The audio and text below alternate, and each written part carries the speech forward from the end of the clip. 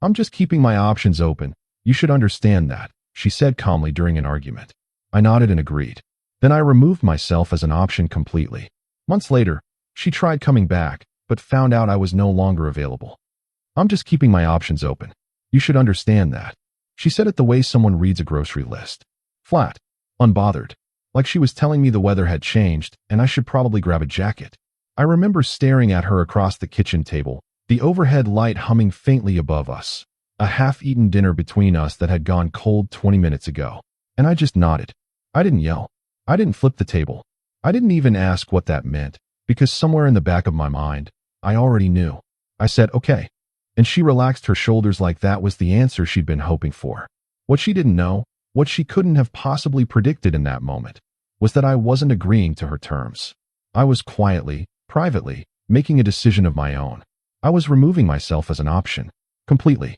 And months later, when she came back and knocked on that door expecting to find the man who had nodded silently across a cold dinner table, she found someone else entirely. I didn't realize it then, but that one sentence, 8 words delivered without even a flinch, changed the entire course of my life. Not because it was the cruelest thing anyone had ever said to me, but because it was so casual, so composed, like she had rehearsed it, like she had been waiting for the right argument to finally say it out loud. And this particular Thursday evening, over reheated pasta and a disagreement about her canceled plans, had been good enough. There's something uniquely devastating about being dismissed by someone who isn't even angry at you. Anger I could have handled.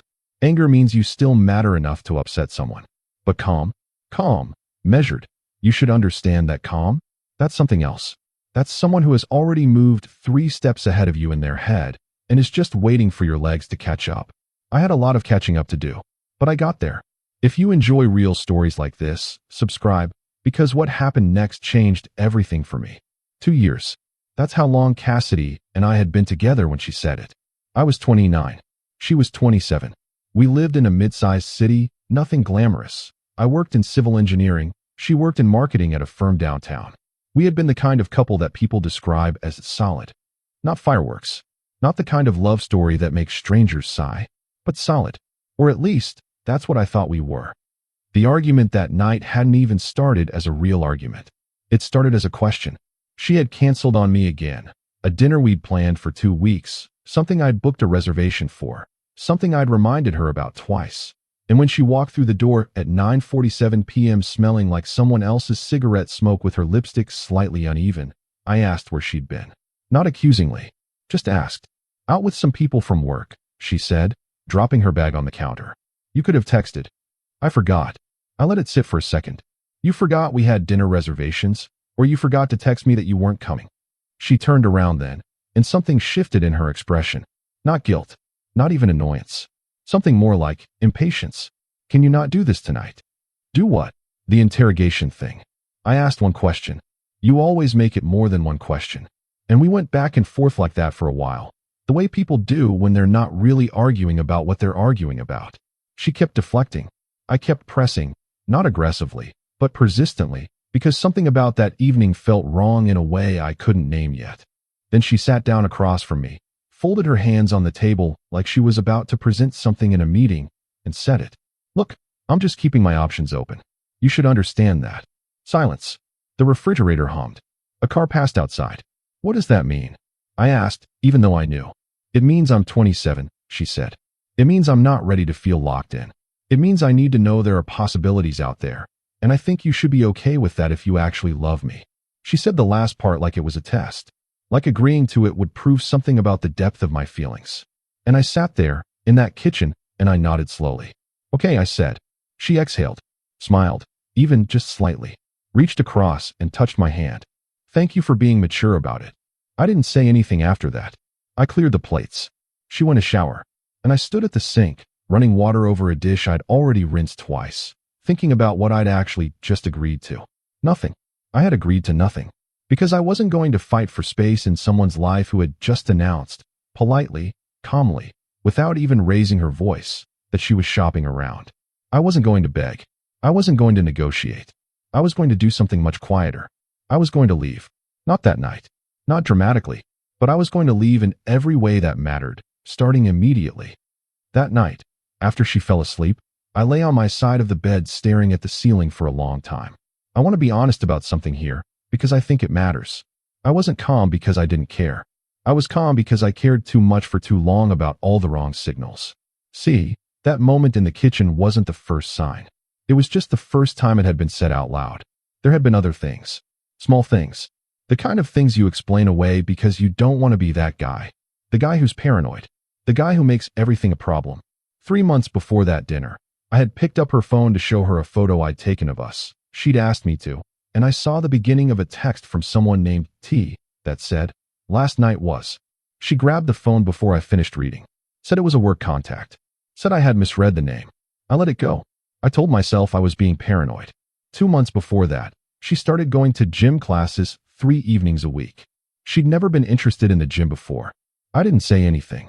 6 weeks before that kitchen conversation, she came home one Sunday afternoon and spent 45 minutes on the balcony on a phone call, laughing at something in a voice I hadn't heard her use in a while. Light. Animated.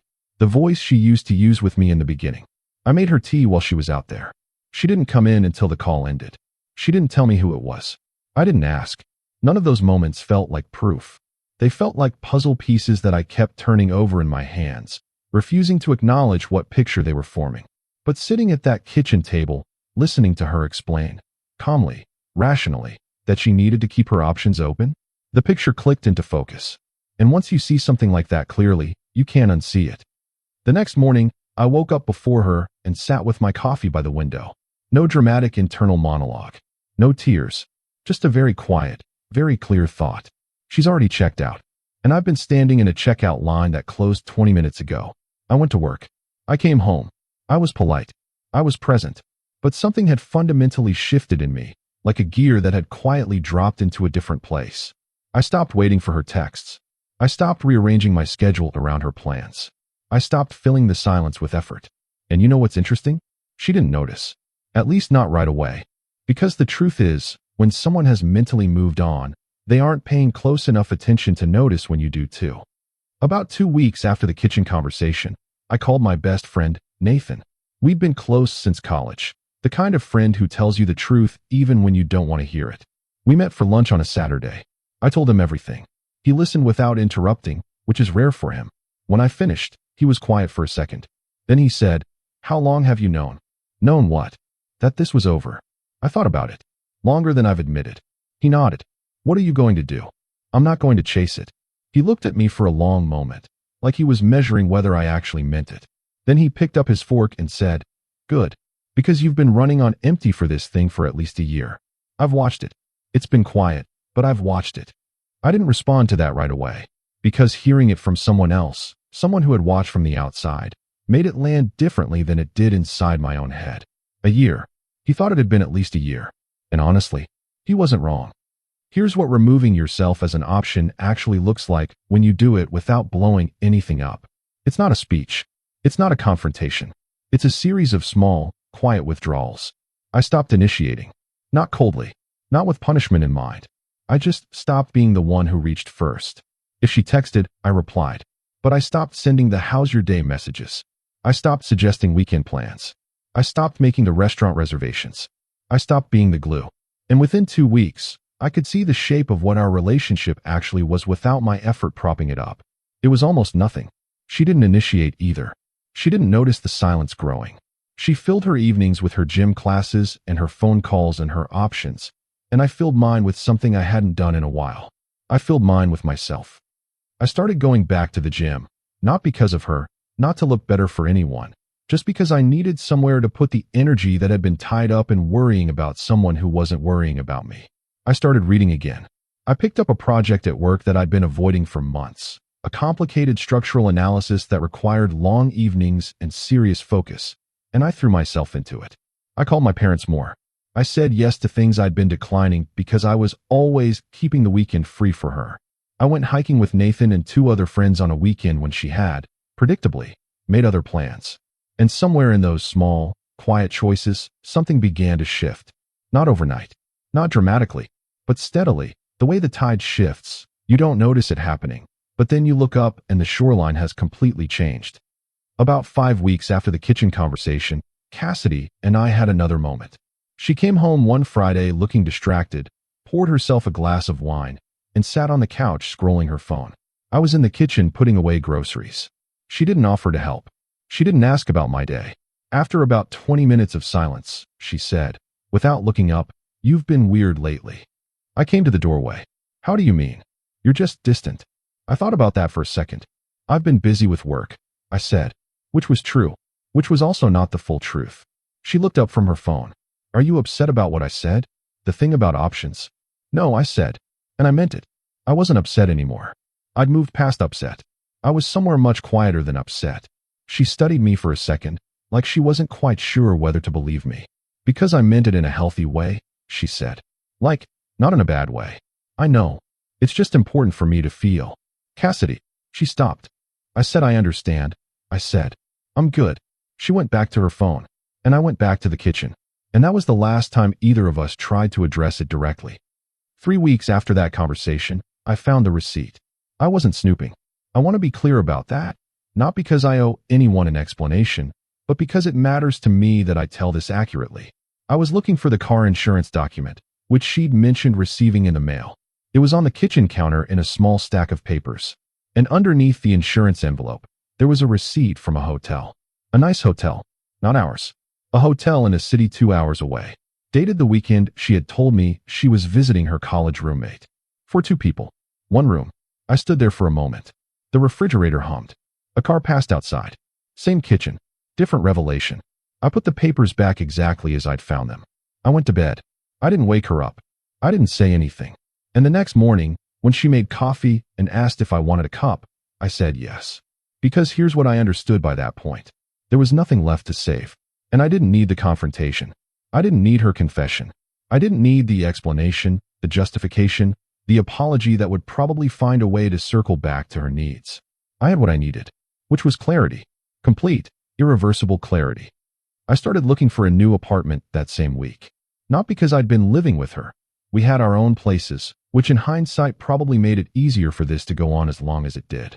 But I started looking because I needed to create distance. Real, physical distance. I had been spending 3 or 4 nights a week at her place or her at mine, and that needed to stop. And it did stop. Because I stopped asking. And she didn't ask either. The visits tapered off from 4 times a week to 3, then 2, then 1, then, over the course of about a month, to none. No conversation about it. No, we need to talk. Just the slow, quiet collapse of something that had already been collapsing for longer than either of us had acknowledged. She texted me on a Tuesday morning, about 2 months after the kitchen conversation. "Haven't seen you in a while." I read it. I put my phone down. I picked it back up and typed, "Yeah, been swamped. Hope you're good." She replied with a thumbs up emoji. That was it. That was the end. Not a dramatic finale. Not a slammed door or a tearful goodbye or a speech about everything I deserved. Just a thumbs up emoji on a Tuesday morning. And I remember sitting with that for a minute, feeling something I hadn't expected. Not relief, exactly. Not sadness. Something that felt strangely like respect. Respect for myself. For not fighting for something that wasn't fighting for me. The weeks that followed were strange in the way that open space is strange. You've been so used to the weight of something that when it's gone, you keep reaching for it out of habit and your hand finds nothing. That's a disorienting feeling. Even when the weight was heavy. Even when it was dragging you. You still miss the familiar pressure of it. I won't pretend I didn't have hard nights. I did. There were evenings where I sat in my apartment and felt the full weight of 2 years and what they meant and what I had hoped they would become. There were moments where I replayed conversations, looking for the place where I missed something, where I could have said something different, could have seen it sooner. But here's what I kept coming back to. Even on the hardest nights, she had told me what she was doing. Not in so many words, but clearly enough. She had looked me in the eye across a kitchen table and told me she was keeping her options open, and she had expected me to accept that. And the moment I decided not to, the moment I decided that I was also, quietly, an option for someone else, someone better, was the moment everything started to turn. The civil engineering project I'd thrown myself into paid off in a way I hadn't expected. It wasn't just that I delivered good work, though I did. It was that in doing so, I reconnected with a part of myself I had quietly let go of. I had always been good at what I did. Methodical, patient, detail-oriented. But I'd been coasting, going through the motions. Doing enough to stay steady, but not enough to actually grow. The project changed that. My manager noticed. He pulled me aside one afternoon and said, "I don't know what shifted for you, but keep it up. I've been watching." I thanked him, and I thought about how strange it was that losing something, or walking away from something, had given me more than staying in it ever had. About 3 months after the thumbs up text, Nathan threw a small dinner party at his place. Maybe 12 people. Good food.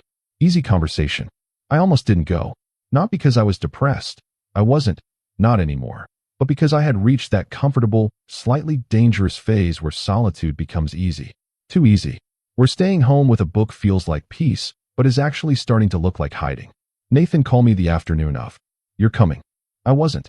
"You're coming. 7 o'clock. Bring wine. Not the cheap kind." I brought good wine. And at that dinner, I met someone. Her name was Audrey. She was 31. She worked as a landscape architect. She had this quality of presence, hard to describe, easy to notice, where she was fully in whatever conversation she was in. Not checking her phone. Not scanning the room. Just there. We ended up talking for most of the evening, mostly about work. Her work, my work, the overlapping world of building things and designing spaces, and the strange satisfaction of seeing something on paper become something people stand inside.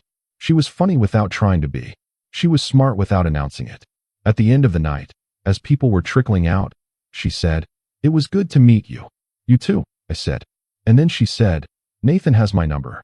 In case you want to continue the conversation about load-bearing walls and native plant species." I laughed. "That's a very specific invitation." She smiled and left.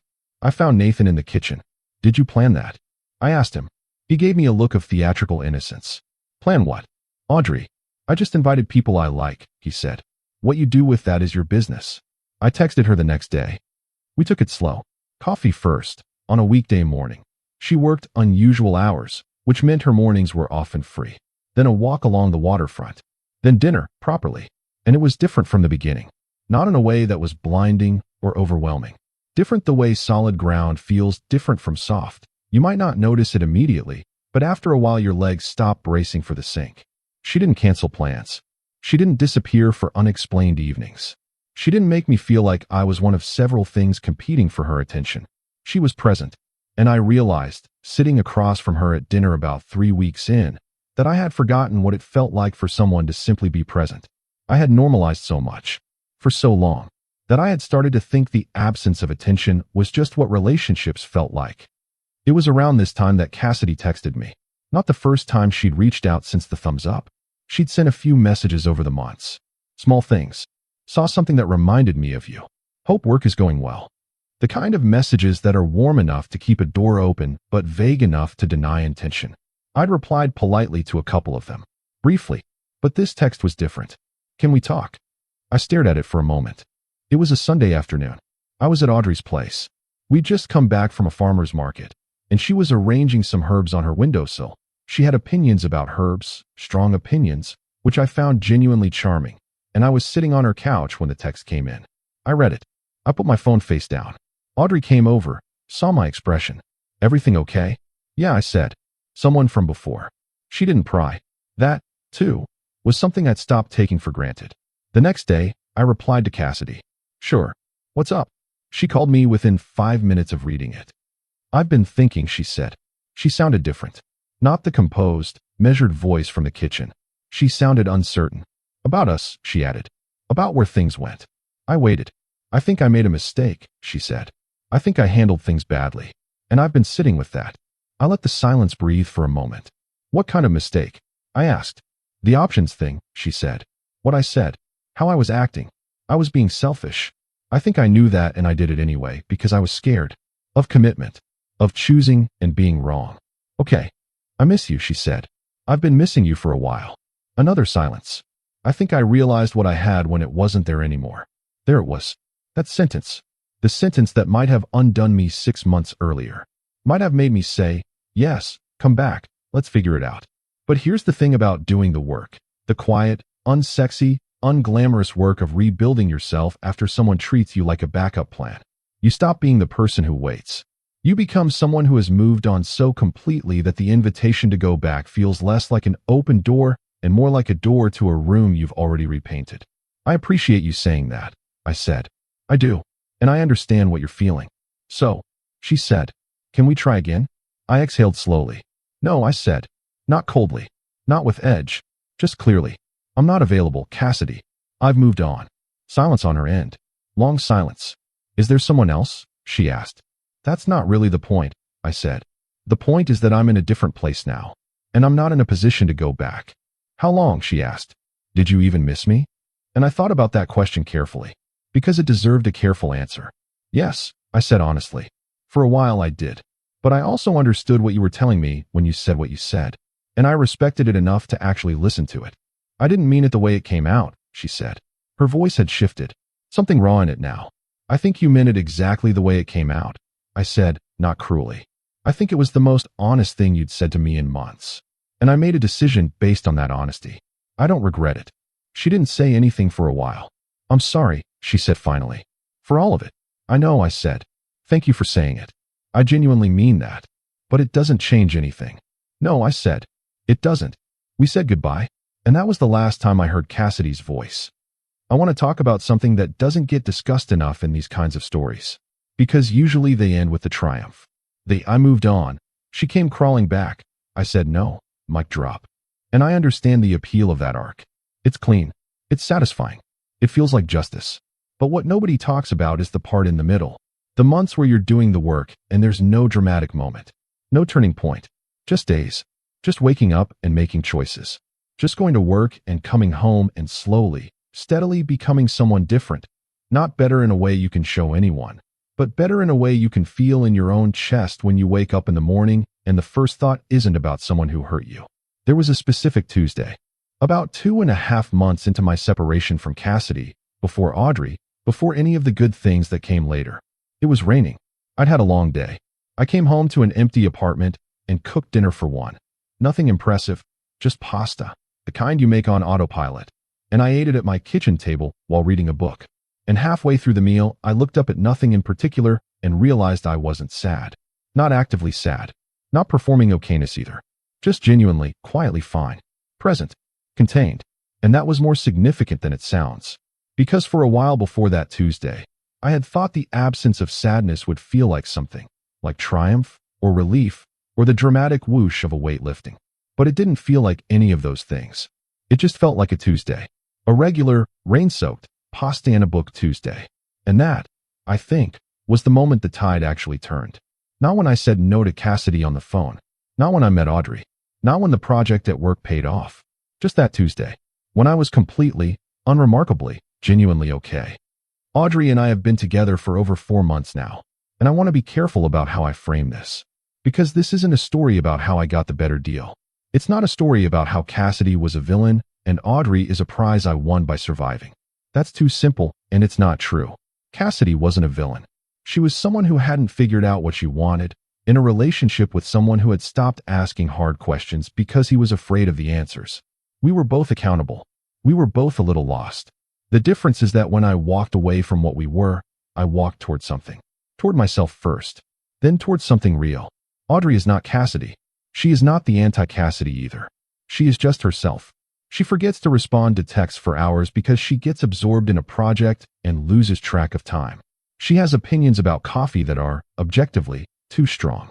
She doesn't love hiking as much as I do, which means I've been going alone, which I've discovered I actually like. She is not perfect. She is not a solution to someone else's problem. She is a person, and I am a person, and we are figuring it out with the particular care of two people who have both had their assumptions broken before and know what carelessness costs. A week after the call with Cassidy, Nathan and I got lunch. I told him about it. He listened. When I finished, he said, "How do you feel?" "Fine," I said. He looked at me carefully. "Good fine or performing fine?" "Good fine," I said. "Actually good." He nodded. He believed me. Because he'd been watching the whole thing from the outside, the before, the during, and the quietly triumphant after, and he could see the difference. "You know what I think?" he said. "What?" "I think she did you a favor." I laughed a little. "That's generous." "No, I mean it. Think about it. If she'd been a little more careful, a little more considerate, you'd have stayed in it for another 2 years. Maybe more. And you'd have kept giving and she'd have kept taking, and nobody would have named it. And you'd have just slowly gotten smaller." I thought about that. "Getting smaller," I said. Yeah, that's it exactly. Instead, Nathan said, picking up his sandwich, she was stupid enough to say the quiet part out loud. And you were smart enough to listen. Here's what I want anyone to hear who's sitting in a kitchen somewhere with cold food between them and someone who just said something that cracked something open. Not every relationship that ends is a failure. Some of them are completions. Some of them do exactly what they were supposed to do. Teach you something, show you something, and then finish. And the worst thing you can do is try to force them to continue past their natural end, because continuation feels safer than the alternative. Cassidy and I ended where we were supposed to end. At that kitchen table. With that sentence. Everything after it was just the process of acknowledging what had already happened. And I will not pretend it was easy. I will not stand here and tell you that walking away from 2 years and the comfortable shape of someone's presence in your life is a simple matter of dignity and pride. It is not. It is genuinely painful. Even when they don't deserve your grief. Even when you know you're right. Even on the Tuesdays when the rain comes down and the pasta is plain and the silence is loud in a way you're not used to yet. It hurts. And then, slowly, it doesn't. And then, even more slowly, the space that was full of hurt becomes full of something else. There's one more thing I want to say, and it's something I've thought about a lot since the phone call with Cassidy. She apologized, and I accepted the apology. And then I still said no. Some people would call that cruel. Some people would say if someone genuinely realizes they made a mistake and asks for another chance, the compassionate thing is to give it. But here's what I've come to understand. Accepting an apology is not the same thing as reinstating a position. Forgiveness is not the same thing as return. She said she was sorry for how she treated me. I believe that she meant it. I genuinely do. But sorry doesn't undo the hotel receipt. Sorry doesn't undo the months of withdrawal, the canceled dinners, the phone calls from the balcony in a voice she used to use with me. Sorry doesn't rewrite what I now understand about myself. That I spent too long in something that wasn't honoring me because I was afraid to call it what it was. Sorry is meaningful. Sorry matters. But it is not a key that unlocks every door it closes. Some doors close and become walls. Not out of cruelty, just out of truth. That door is now a wall, and I live on the other side of it, in a space that has more light than the room I was standing in before. Audrey and I went to a farmer's market last Sunday. There's one near her apartment that runs through the fall. A little overcrowded, a little muddy from the week's rain, very good bread. She spent 15 minutes interrogating a vendor about the difference between 2 types of rosemary. I stood beside her holding the bag and trying not to smile too visibly. Eventually the vendor, bless him, answered every question with patience and genuine enthusiasm, and Audrey selected both rosemary plants with the satisfaction of someone who had made a considered and correct decision. She handed me one of them. You can keep this one at your place, she said. Grow something. I've never kept a plant alive. This is your opportunity to start. We walked back toward her apartment through the thinning crowd, and I thought about all the small choices that had led to that exact moment. The decision to stop sitting still in something that was moving without me. The decision to put my energy somewhere it would be received. The quiet, undramatic Tuesday when the rain fell and I was alone with my pasta and my book and I was fine. All of it led here. To a Sunday morning with muddy shoes and a rosemary plant, and someone who picks a conversation up right where you left it. The rosemary is on my windowsill now. Still alive. Barely, but alive. I water it in the morning before work. I've started looking forward to it. That 30-second ritual of checking on something small and keeping it going. It's not a metaphor. Or maybe it is. Either way, it's still growing. And so am I. She said I should understand. I did understand. More than she realized. I understood so completely that I made a decision she never saw coming. Not because it was dramatic, not because it was loud, but because it was simply and permanently true. I removed myself. And months later, when she came looking for the version of me who nodded quietly across a cold dinner table, he was gone. And in his place was someone who no longer needed to be anyone's option, because he had already chosen himself. And that was enough. That was more than enough. The rosemary is still alive.